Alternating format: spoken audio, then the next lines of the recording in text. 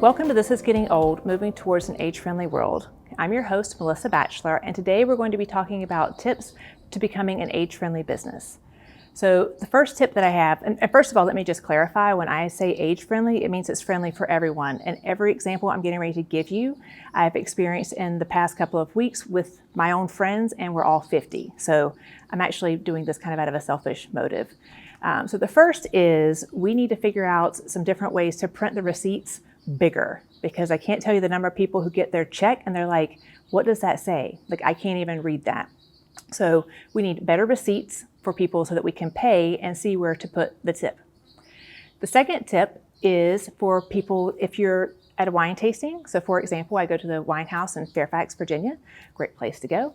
And they would do these wine tastings, and the person would stand in the middle of the room and discuss the wines, but the people at all of the tables couldn't hear them. So what happens when people can't hear you? They start talking to themselves, particularly if they're drinking wine.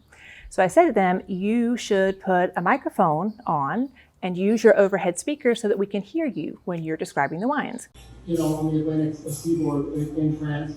So whether it be oysters or clams or mussels or flaky whitefish, shrimp, lobster, this is a wine that's going to go. Another tip would be to think about how you set up your menus.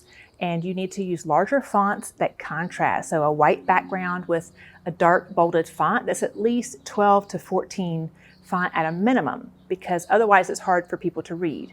If you have the ability to have an iPad or some type of device that people can magnify and make the font as big as they need it to be, that's another way to have an age-friendly menu.